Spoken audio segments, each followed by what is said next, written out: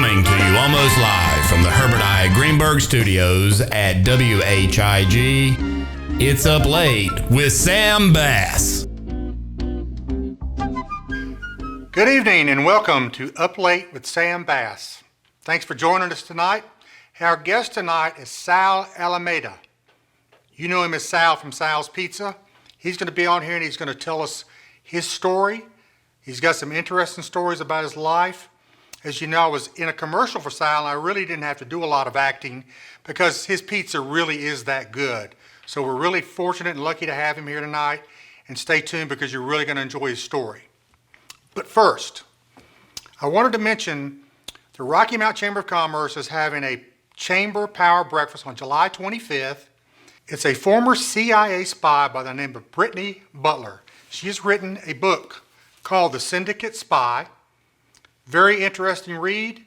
She's going to be here to talk about her career in the CIA and the world of international espionage. She may talk a little bit about the Chinese spy balloon, what's going on in Russia, things like that. I think it's going to be super interesting, and the Chamber is very limited on tickets, so make sure you go to their website and get registered to go to this really interesting sounding event. Okay, I want to apologize already out of the gate because this is going to be kind of I'm on my own here with the monologue because, as you know, there's a writer's strike going on. So I'm going to do the best I can. It could be worse. You could be sitting here watching John Check, but you're not. You're watching me instead. So, we had a little bit of a spat on social media last week, but it's going to be okay, John, I promise you. So in Greenville the other day, a bear walked into a Mexican restaurant. Oh no. That's not a joke. It sounds like a joke, but this really happened. This was going on over there in Greenville at a Mexican place called Mi Cabana. I don't know if he was into looking refried beans or what he was looking, but it's the second sighting of a bear in Greenville. They also had one to try to get into the UBE bookstore over there. I think he was going to buy him some ECU pirate gear. I don't know. But the wildlife experts, their thing to say is, when young bears are out, they're looking for food, they're looking for a place to live, and their very important piece of advice is if you see one, do not approach the bear. Okay? Like you have to be told that. It's kind of like one of those things you'd say, don't stick a fork in a socket. Don't touch the stove. Don't iron while wearing the clothes. When you open up a bottle of aspirin, don't eat the cotton. I don't know why they have to instruct people of these things, but they do. Don't hold the wrong end of a chainsaw. If you've ever done that, you probably would never do it again because you wouldn't have a hand left. So it almost sounded like a top 10 list there, but speaking of top 10 list, maybe we'll do a top 5 list because it's not going to be quite as good as a top 10. But what we're going to do tonight, we're going to give you the top 5 least intimidating mafioso names, since in honor of Sal being here tonight. Not saying anything about Sal, but it is Sal. He's Italian. So here's the top 5 least intimidating mafioso names. Number 5. Sam Teets Padagalia. I like the first name, and I think this is a guy that used to run around with Al Capone, but Teets, I don't know about that. Number 4, Peter Mr. Bread Lacasio. What is Mr. Bread going to do, carb you to death? That's not intimidating at all. Number 3, here's a good one. Salvatore the golfer Avellino. What is so threatening about golf? I bet John Check plays golf. Well, he may be more of a pickleball player. Number 2, Ronnie, one-armed Ronnie Terruccio. So he may have been the guy that grabbed the chainsaw by the wrong end to get a name like one-armed Ronnie, and I'm guessing he's not a very good golfer. Get out. And the number one least intimidating mafioso name is Gerlando George from Canada. Canada? He's from Canada. George from Colombia would be a little bit more intimidating. It might have sounded a little bit more scary, but Canada? I don't think so. Speaking of Canada, our guest tonight, Sal, he spent some time in Canada. He did a lot of schooling up there. But before I bring him out, there's a couple of emails I wanted to go through that we received last week, and I encourage you to email. I'm going to get Robbie to put the email addresses up here. Send us an email. Let us know what you think, whether you like it, you hate it, you have suggestions for the show. But here's a couple. This one is from therealjohnc@gmail.com. It says, how does such a newcomer at the station get such a nice backdrop? Someone sounds a little bitter. I wonder who it could be. Here's another one from the same email. It says, what happened to your hair? Are you wearing makeup? Yep, that's a little petty. Let's see if there's any more in here. Here's a good one from number1fan27804@gmail.com. I got to tell you, I love the email address. It says, I watched your show last week. I was really impressed. I think you were amazing. That's nice. This is a lot better than the first one. I never knew you had such a lovely singing voice. I don't remember singing, but I was, drinking. A little. I thought you were well dressed and your hair looked really nice. That is nice. When anybody says my hair looks nice, that's a win for me. And I thought the pictures of your animals were really sweet. I'm sorry Sam made you hold the trombone the whole time. Wait a minute. That was an email that was actually probably intended for my guest that week, Emily Wagner. So I kind of built myself up there for nothing, unfortunately. But that's some emails, so send them, keep them coming. We want to know what's going on. We want to know what you think. Give me some good critiques, and we'll go from there with it. So listen, hang tight. Coming up right after this break, Sal from Sal's Pizza, right here in person.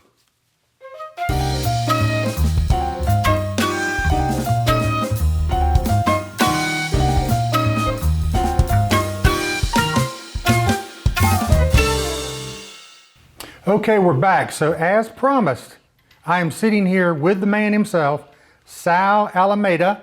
Yes, sir. Sal's Pizza. Now everybody knows you as the pizza guy, The but pizza guy. there's a lot more about you than meets the eye. There's a long story about how Sal got to be Sal, or where you are now in life. Yes, sir. Yes, yes. So you, how did you really get going to get to where you are today? Well, Sam, it's a progress like everybody else, but my choices were kind of a little different. I was blessed with a great dad, and he really wanted me to excel academically. So his only requirement from me is like, go to school, do well, and I'll give you all the money you need. So that's what I was doing, and I was at that time in Toronto doing aeronautical engineering. My first vision in life was wanted to be a pilot, but my vision didn't pass. So I decided to go into maintenance, and that I picked up that course. And I was in second year, and my dad wasn't able to send me money. There was certain circumstances that he couldn't send me any money, and I had to go fix it for myself. I also had a good friend of mine in the class, in school. His father had an Italian restaurant. And I told him, like, I need a job. I'm no money. No money, no nothing. So he said, okay. He talked to his dad, and the father was kind enough to take me as a dishwasher. So I'm standing there in the kitchen, washing dishes. And these guys on the line, I'm like, how much do I get paid? They said, I don't know, at that time, $3.50 or $4 an hour. I said, okay, better than nothing. So I'm watching the guys on the line like, who are these guys? They said, oh, those are the line cooks. Oh, the line cooks, okay. What do they do? Oh, they prepare the food on order. I said, okay. How much do they get paid? They said $7.50 an hour, double mine. Like, no way, I want to be a line cook. So I kept watching, and between dishes, I jump on the line, help them here and there. A couple of weeks, and it was spaghetti sauce, pick this, pick that, make a sandwich. Pretty easy, I liked it. I went to the boss, and like, I want to be a line cook. He goes, but you don't know anything about the line. I said, watch me. So he put me one evening there, and I really excelled, and he elected that I would be a line cook. So I go to school in the morning, and I cook at night. Then the pizza maker, of course, he made more money than the line cook. So the same idea, what is he making? He's making this, oh no, I want to make pizza. So I learned how to make a pizza, and I became the pizza maker. And the guy comes in the morning, big belly, his apron, his cup, supposed to be coffee, but it's always wine. And he's yelling at everybody. So Sam, I asked him, who's that guy? I said, that's the chef. Like, the chef? Okay. Well, how much does he make? They said he made around that time $850 a week. I'm like, oh my God, that's a fortune. I want to be a chef. How do I become a chef? I asked, and they said, you either do years in the kitchen, work for years and years until you qualify, or you become aware enough to run a kitchen, or you can go to school and get a culinary degree. Well, being the studious, handsome man I am, I went to, there's a George Brown College in Toronto. Excellent culinary program they have. And I took their the shortest program they have was 1 year. Mm-hmm. So I took it twice a week, and I finished in about a year and a half, 2 years. By then, everybody knows me in the store, and I'm the good pizza maker, I'm the good line cook, and I came to the boss, my friend's dad, and I said, Mr. So-and-so, I want to be the chef. He goes, I told you can't be a chef unless you do da ba ba ba. I said, okay, or go. He says, or go get me a culinary thingy, degree. I said, okay, here it is. He looked, he was shocked. He was just ecstatic. He goes, you did that while going to school and working here? I said, yes. So out of, I don't know, appreciation to what we did. And his son used to work with us in the kitchen too. He says, when do you guys finish school this year for summer break? It was April. He booked us to Italy. Wow. He sent us, me and his son, to Italy to meet a good friend of his that he called and recommended us for. At that time, you're talking 90s. Angelo Capellini. He was rated one of the top 10 in the world. What's his name? Angelo Capellini. Angelo Capellini, like a pasta. Yes, Capellini. Yeah, got you. So Angelo was working for a company, an Italian company, the Saptini food chain, which is the Calvary clan of the food industry there. They do fabulous dining rooms across the planet. Great hotels, they're there. And we apprenticed with them for that summer, and then a year later I came back, I worked for him. I worked with Angelo, and I became actually one of his arms. He used to rely on me a lot. Mm-hmm. And Sam, I traveled the world with that. From Bangkok, Thailand, to South America, to Latin America, to Europe. I went everywhere cooking.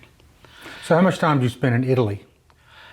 Off and on, at least 5 years of my life. Now, what were you telling me about Italy? What was so great about Italy? Oh, I hope not. God must have been Italian. That's my conclusion. He may have. Because he has given Italy so much. You go to Italy, and it's almost everything there is like best. Best looking girls, best looking guys, best looking clothes, best looking wine, best tasting wine, best beaches. Oh my God, the beaches in Italy are amazing. And for some reason, everything is fulfilling there. I don't know what it is. I go to Spain, I go to France, I go to Germany, but Italy is different. One day you need to go. I think I need to. Yeah, I think I may actually be from there. Now that you tell me all this about it. Yeah. Oh, you feel the same way. See, one more thing come on beside our great looks. Yeah, that's great. We both Italian. So we were talking about. I know we're both big music lovers. Yes. If you go to Sal's restaurant, you will notice the Sinatra, the Dean Martin, the Rat Pack music that's playing. That's my there. era. That's. It's not necessarily my era, but I love it. I love that music. Well, I didn't live then, but it's what I actually associate with. So we were talking this Dean Martin versus Frank Sinatra thing. Yes. Which is your favorite? My favorite, of course, is Frank Sinatra. Mine is Dean Martin. And I tell you why. Because Dean Martin is the only Italian cowboy I know. Because he made cowboy movies. Of course. Frankie didn't. Well, he made a bunch of movies. Well, he was the bad guy, but he was not a cowboy. I've never heard of. Well, they used to be the spaghetti westerns. You know, the Italian spaghetti westerns. Yeah. Clint Eastwood went over there, But that's Clint Eastwood. but he wasn't Italian. Yeah, no, he wasn't Italian. But Dean Martin, no, he's an Italian with the legitimate claim on cowboyhood. Yeah. So when you were over there in Italy, did you ever get over like Sicily, over that area? Actually, my mother is from just around Sicily.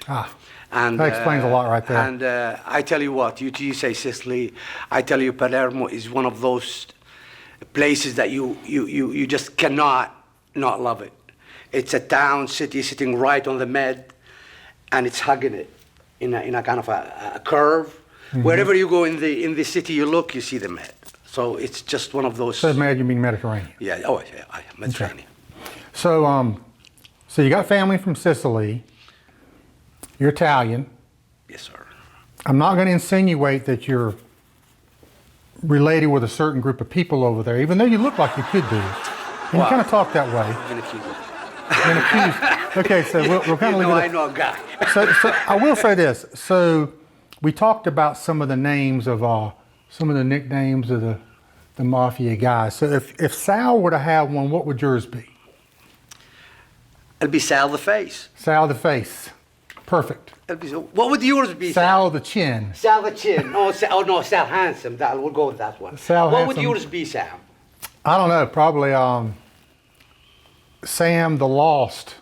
I don't know. Oh no, we'll find you a good one. We need a better one than that. I don't have one. You're gonna have to help me create one. Sure, you're gonna have to. You know, it's a cultural thing. You have to go through stages and keep coming to the store. And I remind you, and one day, boom, a name will be born. Well, it kind of has to take a life of its own. Exactly. It's all these people have their names, and their names expresses something. Right. So let's see. What could I be? Sam the. Handsome's taken by me, so look. Yeah, look for I can't do else. handsome. Can't do pretty face. That's already been used. Or pretty boy, or any of those. I don't want. That doesn't sound very good, anyhow. No, we'll work on that. Yes. And the next time Sal comes on here, we will have a name. I'll for have me. a name for you. Okay, I promise we're gonna work I'll have on a name that for you. Okay, so I did want to touch on one other thing. You got a degree in engineering, correct? Yes, sir. By education, I am an engineer. I started with math at the University of Winnipeg, and I was so good at it. I became a professor assistant. So I was actually running math labs, exams. I would mark the exams booklets for the professor and take it to him. So I was pretty engaged with it, and my dad then, he was very proud because he thought I am going to have a career in the academic world, which is what he really wanted for me. But things work differently. Yeah, that's life. That's how life works. You said your parents were both from Europe, or? Yes, my mom and dad, they kind of like students. They were in England, and they fell for each other, and I was the mistake. Well, what a gorgeous mistake there. Yeah, I got you there. I understand that. Yeah, so I lived most of my life kind of swung between them, and then later on my stepmom, who became my actual real. She captured my heart, and she's the one that raised me and took care of me, and she still is. She's a lovely lady. I cannot start the day without seeing her face.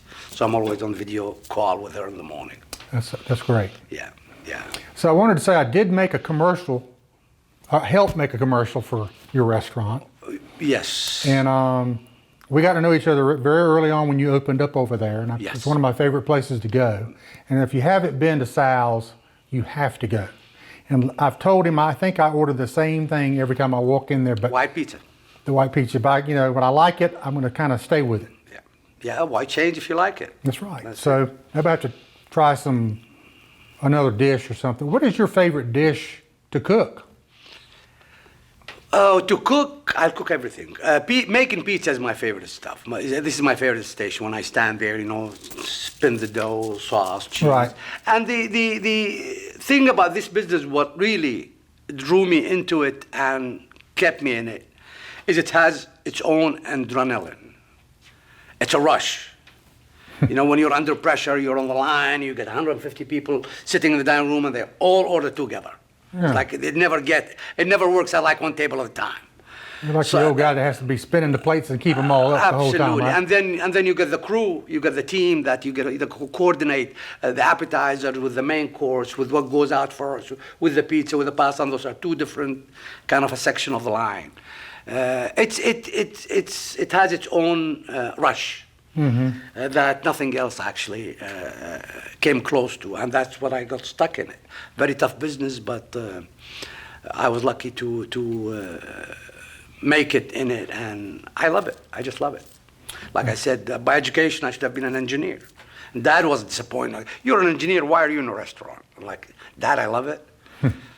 But what's the old saying? If you love your job, you never really go work the rest of your life. Absolutely. And so if you were going to recommend another dish other than pizza for me, what would you recommend? Our pastas are amazing. If you are into seafood, we got the Suppa di Pesce, we got the linguine pescatore. If you like the clams, we got those in red and white sauce. Other than that, Alfredo, if you are into the creamy northern Italian kind of a style. But if you want to go down to the deep south, where the meatball and the lasagna talks, that's our tomato sauce and our bolognese sauce. Right. So the next time I come in, I'm getting something different. I'm going to let you recommend something for me. I have one of my customers. He has been with me since Nashville. So it's over 3 years I've been feeding him. And every time he walks in, nobody understands what he says. He says, "Tell Sal I want the Sal special." So the Sal special is Surprise Me Sal.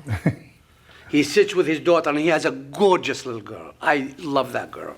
They sit, they only ask for their drinks. The rest I pick every time they come. And do you know how hard he's the hardest customer to actually serve for me? Because to sit there and try to, what shall I send him? What shall I send him today? It's easier when you pick. Right. But next time you're in the house, I'll send you the Sal special and surprise you with something cute. And one other thing I'd like to say about Sal, if you've got a small child, go to Sal's because he's great with the kids. I mean, I've seen him in action many times. They're the best thing on the planet. Two things in the world. If they like you, you're a good person. If dogs and children like you, you're a good man. I don't care what you do. That's exactly what I'm They have their agree instincts, 100%. and thanks God, I call them the Salaronis. And I brought them a saddle now. We have a saddle to pretend that we go for a horse ride, in my cowboy kind of a corner that I'm starting building. Yeah. They love it. I mean, I always have a kid riding the saddle. Well, make sure you get a picture of Dean Martin's cowboy hat to put in there. I have 3 pictures actually of Dean Martin coming up in the place. Okay. John Wayne, we put John Wayne and Marilyn Monroe first. The reason is I wanted to take off the regular bathroom signs, the picture of the girl standing there and picture of the boy. So I thought I'd put Marilyn Monroe on this door and John Wayne on the other one. And that would be my sign of like girls and boys. Okay. Maybe people won't get too confused. Well, yeah, I mean, John Wayne is not a girl. Well, that's true. That's true. We don't think he was. Unless you're a John Wayne, don't. Look, Sal, I really appreciate you coming on. You're a good guy. You're a good friend. Thank you so much. We're actually going to have you back sometime soon. Anytime. Have to report back on my mafia name. Yes, sir. And the dish that you're going to serve Surprise for me. you with. Absolutely, Mr. Bass. You've been great to us, and we love having you there anytime you come. Yes, sir. Thank you so much. Thank you so much. Y'all, you've been listening to Sal from Sal's Pizza. Make sure you check him out. I'll say it like I did in the commercial. It's the best pizza in town.